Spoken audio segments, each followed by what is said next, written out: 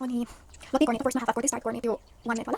Oni to switch you continue to rotate camera switch that to you all say more like that's for corny you know. Oh, so it's like di ba? Ani di corny mo record words oni first natin pini mo sibula. Oni to just ya corny ba? Ano yung sabi like you ya corny. So, wala sa mo like force mo, gusto sa inyo like. Is mo just take focus force na like I never really had difficulty making friends growing up. I don't think so.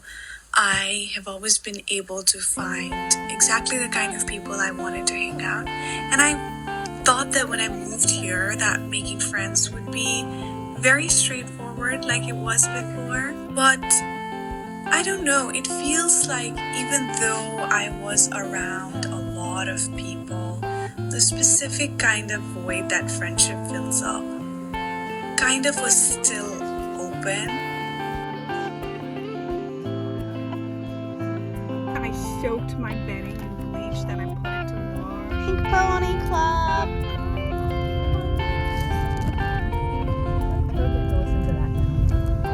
It's so pretty. I even kind of tried to manifest the kind of friendship that especially fulfilled me.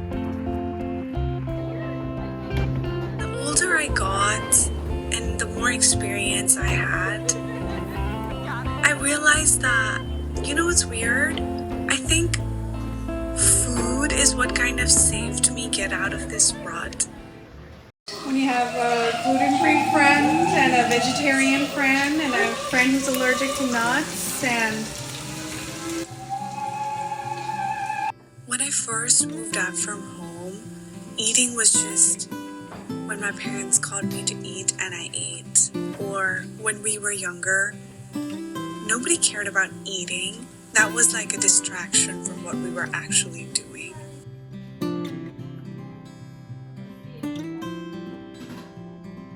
Remember for lunch breaks, we sat on the floor and passed the food around and talked for hours and hours.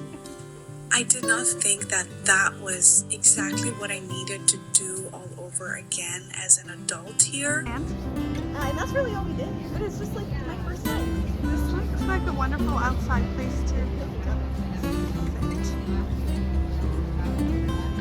The first time I feel like I connected with my friends here was when I bought a packet of cookies and our short salutations got longer and we sat around passing the pack of cookies and talking.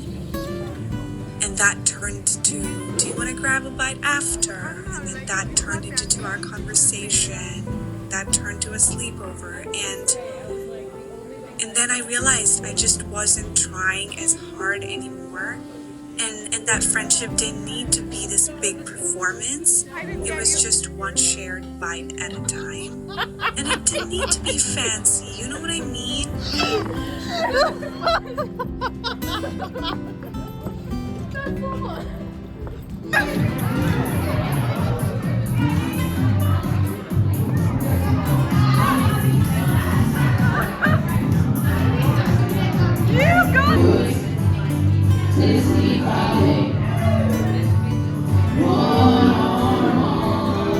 Some of my closest friends are still learning how to cook, so we eat each other's failed attempts.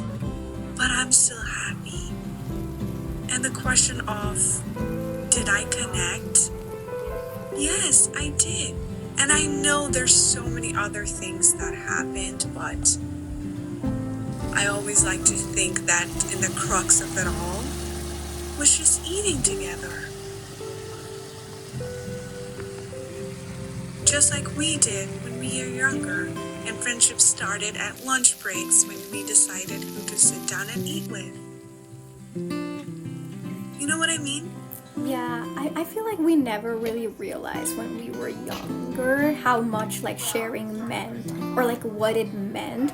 Us just, you know, being open and just giving our food without even hesitation. The food we brought for ourselves for lunch, but we would just share it with friends, and we never realized that's like a bigger love language. Just sharing food, eating each other's food, eating each other's mom's meals. Like that was so huge. And I feel like that really influenced me in life, because I remember people used to love what my mom made, and she used to give me some extra lunch just so I could share it with people, and it kind of came around. And one of the greatest joys is seeing myself evolve. I have washed ground meat before, and from going from washing ground meat to cooking for 20 people is such a big growth, and I'm really happy that I persevered and I kept trying to make food for people and I kept experimenting, because if I wouldn't have, then I feel like I would have missed out on so much.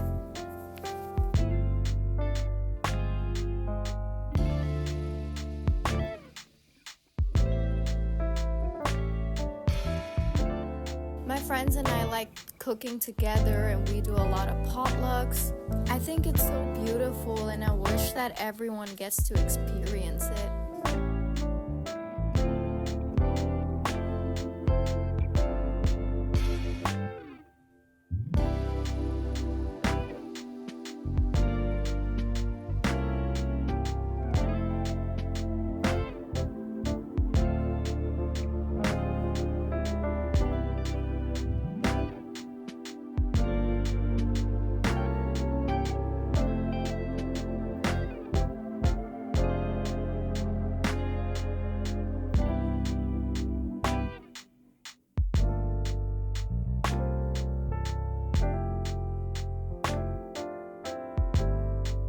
I really didn't expect it, but cooking for others, eating with them, even swapping leftovers, it almost made me feel like I belonged, like I was home.